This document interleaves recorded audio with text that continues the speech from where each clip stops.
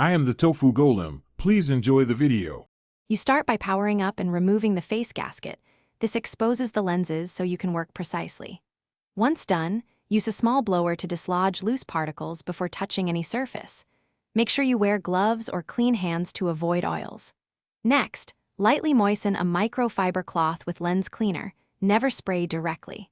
Gently wipe in a circular motion from center outward. This removes smudges and restores sharpness while protecting coatings. Now you dial in optical and software alignment to refine clarity. First, set the IPD slider to your measured millimeter value. This centers lenses to your eyes and reduces ghosting. Then run any built-in focus or eye-tracking calibration so the headset maps visuals correctly. After that, check firmware and GPU drivers and set the render scale or supersampling sensibly. Higher values improve clarity at cost of performance.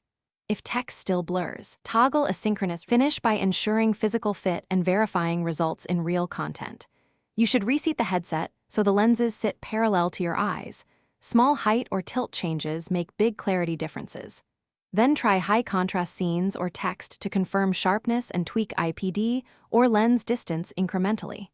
If blur persists despite clean lenses and proper fit, inspect for fine scratches or delamination. If you see damage, contact manufacturer support or pursue authorized lens replacement. This is often the definitive fix. Thanks for watching. Consider subscribing if we helped you today.